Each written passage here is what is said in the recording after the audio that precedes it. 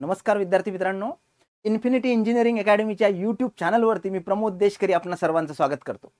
जे विद्यार्थी 2025 मध्ये पास आउट आहेत, नुकतेच डिग्री किंवा डिप्लोमा झालेले आहेत, बेसिकली सिव्हिल इंजिनिअरिंग किंवा इलेक्ट्रिकल मेकॅनिकल इंजिनिअरिंगचे आहेत, तर या विद्यार्थ्यांच्या मनामध्ये एक संभ्रम असतो की जर मला ज्युनियर इंजिनियर व्हायचं असेल तर माझ्यासाठी कुठल्या कुठल्या संधी असतात.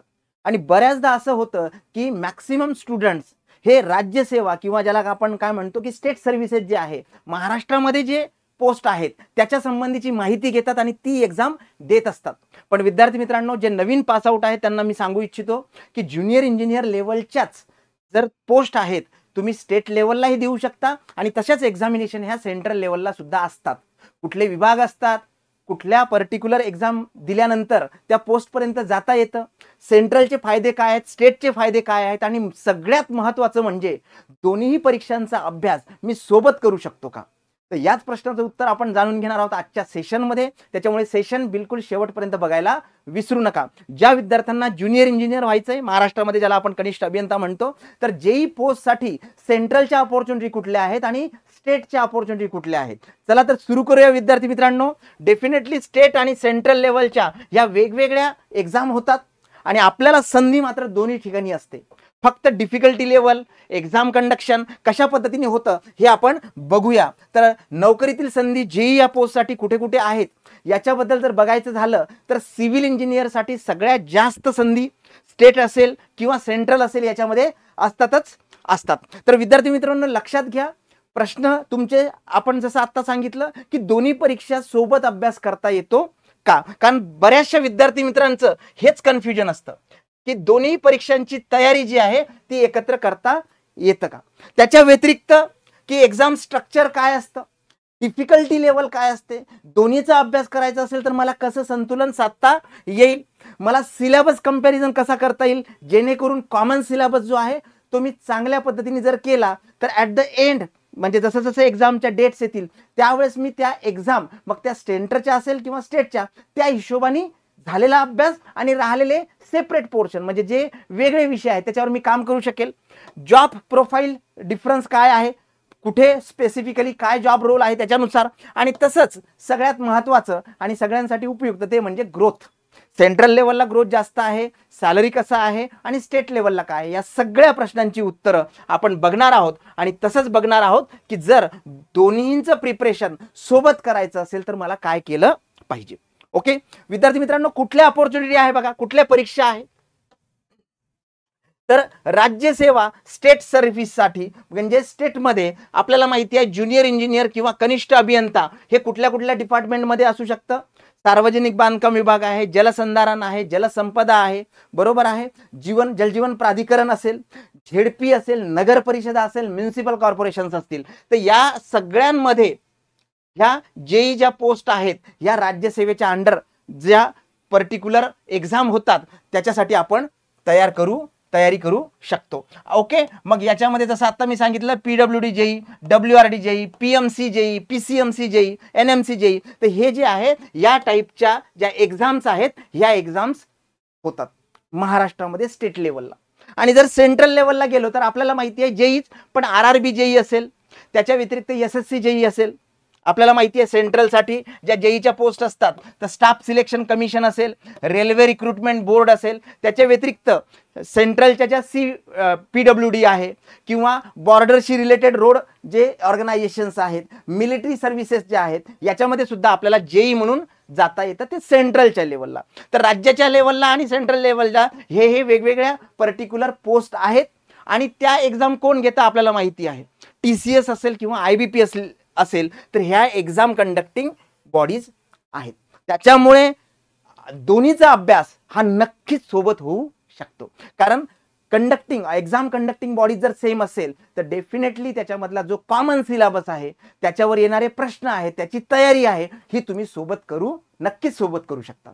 बरोबर आहे. ओके, तर विद्यार्थी मित्रांनो, त्याच्या अनुषंगानेच आपण जर बघितलं तर आपल्याला सिलेबस आणि एक्झाम पॅटर्न हा एक महत्त्वाचा पार्ट आहे.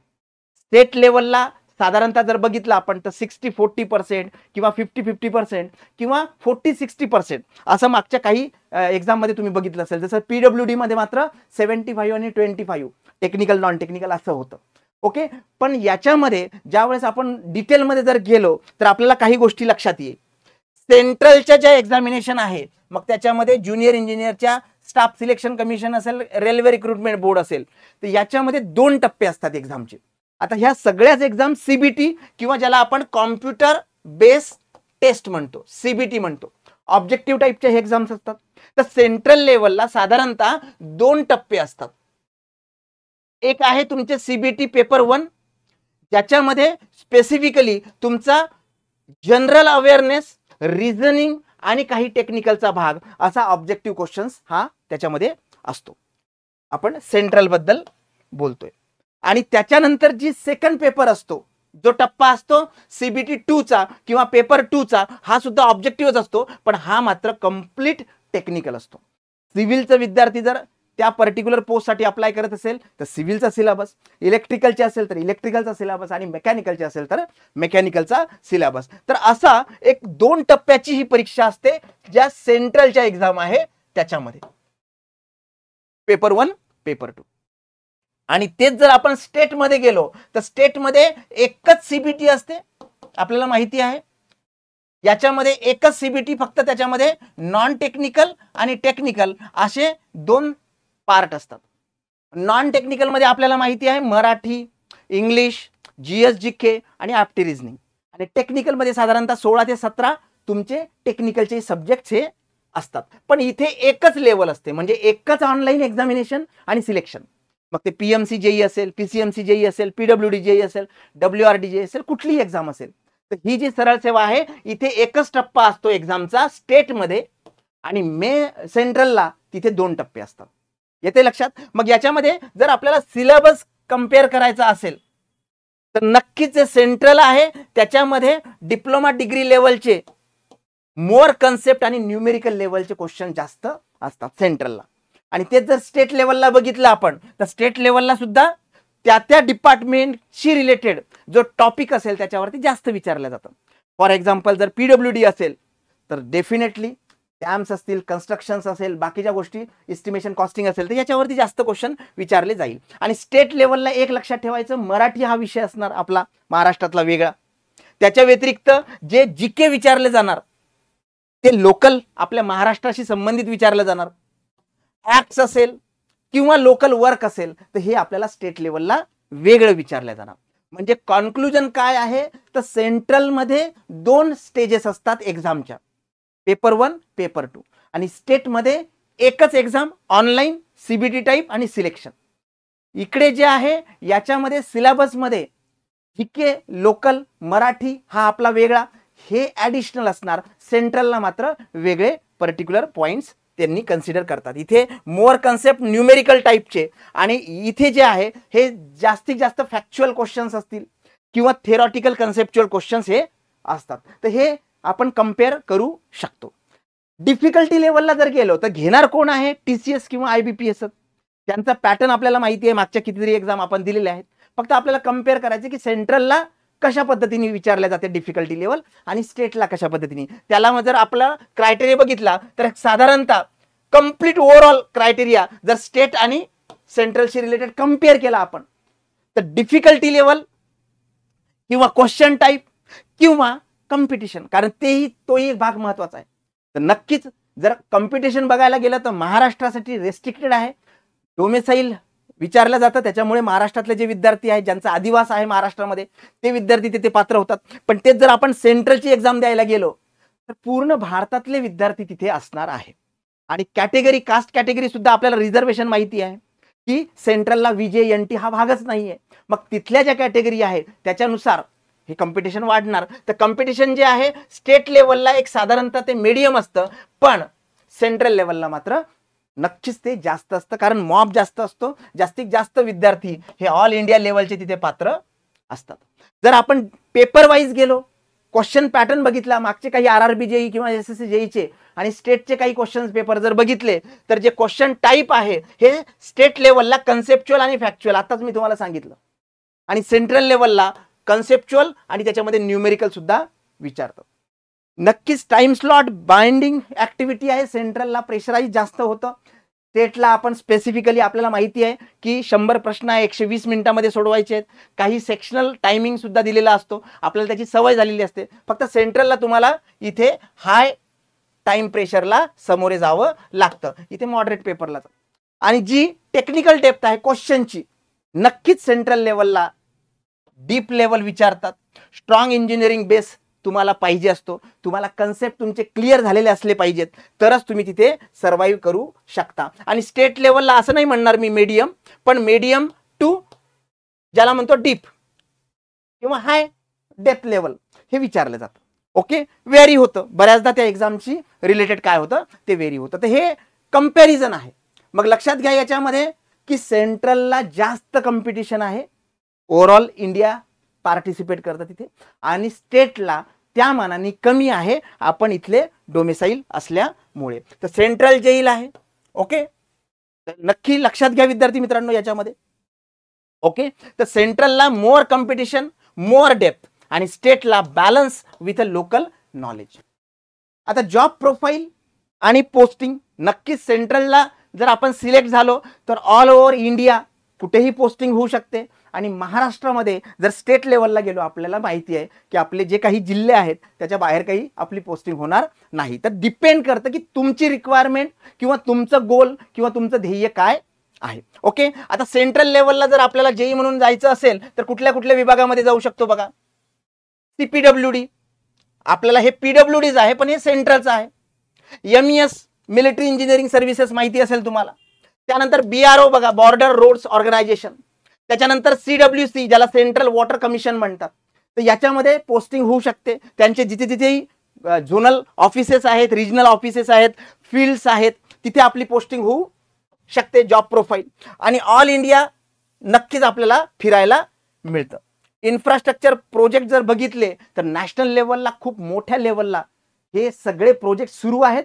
त्याच्यामुळे खूप चांगली अपॉर्च्युनिटी आहे की इंडिया लेवलला, पॅन लेवलला आपल्याला इन्फ्रास्ट्रक्चर, डॅम, कन्स्ट्रक्शन याच्यामध्ये जाता येतं. आणि तेच जर राज्य सरकारशी रिलेटेड बघितलं स्टेट, तर इथे कुठल्या कुठल्या डिपार्टमेंटमध्ये PWD, WRD, WCD, ZP, municipal corporations याच्यामध्ये आपण जातो.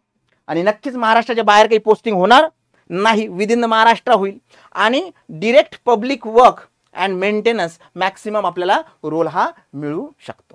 सगळ्यात महत्त्वाचा भाग आणि तो म्हणजे पे स्केल. तर नक्कीच विद्यार्थी मित्रांनो आपल्याला माहिती आहे जेव्हाही महागाई भत्ता, डिअरनेस अलाउन्स हा पहिल्यांदा लागू होतो तो केंद्राला लागू होतो.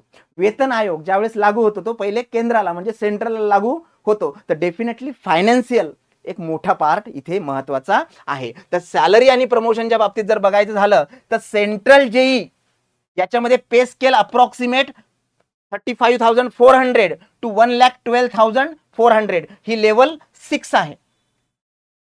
ओके, आणि तेच जर स्टेट जेई मध्ये बघितलं आपल्याला माहिती आहे की 38,600 to 122,800 as per 7th pay commission और मॅट्रिक्स. हे जे आहे हा पे स्केल आहे. पण आपल्याला जर प्रमोशन पाथ बघायचं झालं तर सेंट्रलला जेई, एई, ई आणि एसई या सिनारिओनी किंवा हायरकीनी जाऊ शकतो आपण. आणि स्टेटला जेई, एई, त्यानंतर एक्झिक्युटिव्ह इंजिनियर. आणि हे डिपेंड करतं तुमच्या डिपार्टमेंटमध्ये कशा जागा आहेत, कशा पोस्टिंग आहेत. स्पेशली सिव्हिलसाठी प्रॉब्लेम येत नाही, इलेक्ट्रिकल मेकॅनिकलसाठी मात्र डिपार्टमेंटला प्रॉब्लेम येऊ शकतो. ओके, लक्षात घ्या. तर हे प्रमोशन्सशी रिलेटेड आणि हे तुमचा पे स्केल. तर सेंट्रलला नक्कीच अलाउन्सेस हे जास्त मिळतात, सुरुवातीलाच मिळतात.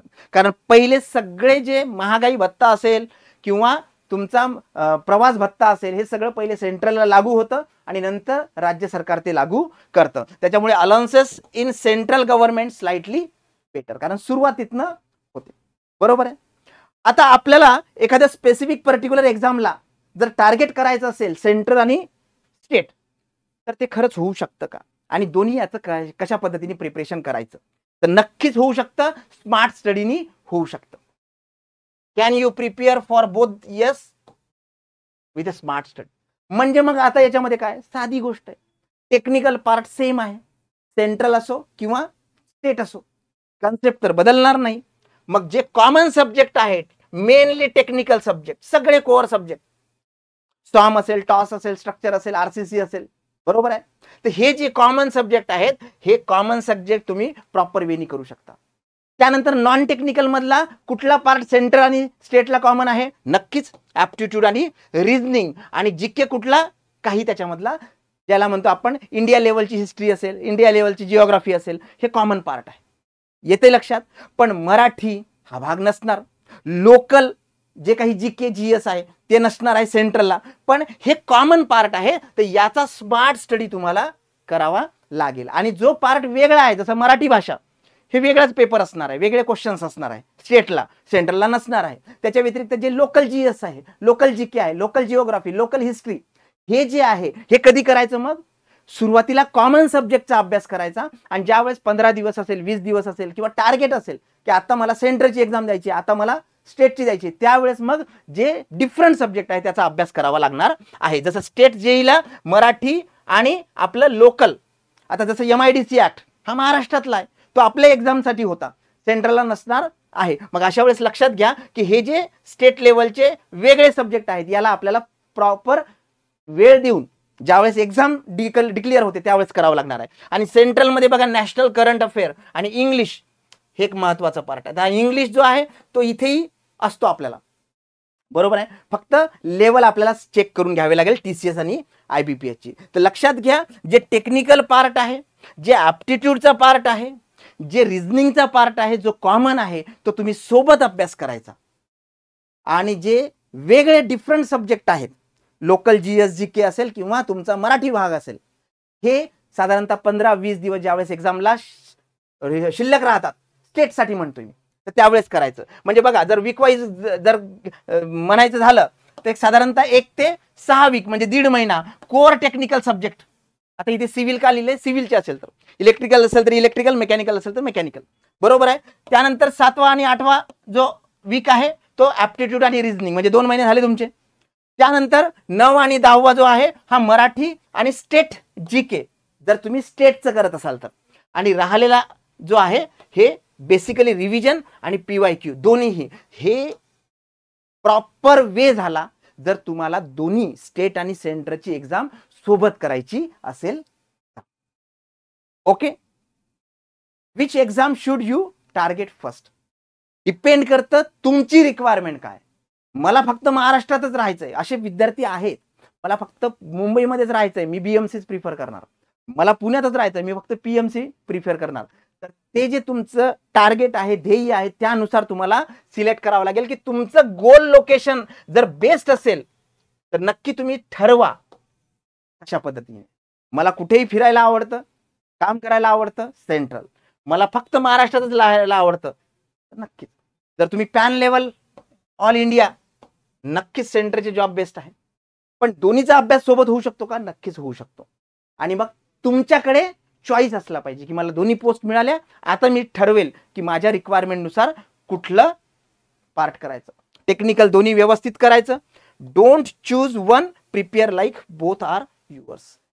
दोन्ही साधारणतः एक फोकस ठेवायचा आणि नंतर फायनल तुम्ही सिलेक्शन करू शकता. पण काही विद्यार्थ्यांना असेल की नाही मला महाराष्ट्रात राहायचं सर, तर मग state service is a best, बरोबर आहे. स्मार्ट स्टडी करावा लागेल, त्याच्याशिवाय पर्याय नाही. तुमच्या सगळ्या मित्रांना ही इन्फॉर्मेशन नक्की पाठवा, कारण जे विद्यार्थी 2025ला पासआउट आहेत, जे नुकतेच पासआउट झाले डिप्लोमा किंवा डिग्री, तर बऱ्याच गोष्टी त्यांना माहिती नाही. तर विद्यार्थी मित्रांनो, आपलं चॅनल सुद्धा सबस्क्राईब करा. सगळे जे व्हिडिओज आहेत, इन्फॉर्मेटिव्ह व्हिडिओज आहेत, स्ट्रॅटेजी डिफाईन करणारे व्हिडिओज आहेत, तर नक्की तुम्ही त्याचा पर्क्युलेट करा सगळ्या मित्रांना.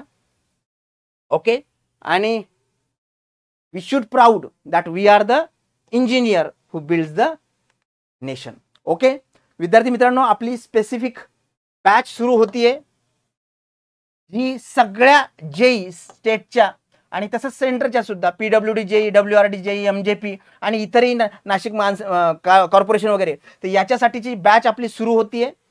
ही बॅचची इन्फॉर्मेशन पाहिजे असेल तर 7887811411 आणि तसंच सेकंड नंबर आहे 9699897070. याच्यावरती तुम्ही संपर्क करू शकता. ओके, त्याच व्यतिरिक्त स्टडी मटेरियल पाहिजे असेल तर आपल्या सिव्हिल इंजिनिअरिंगसाठी, मेकॅनिकल इंजिनिअरिंगसाठी आणि इलेक्ट्रिकल इंजिनिअरिंगसाठी फॉर्म्युला शीट्स आहेत.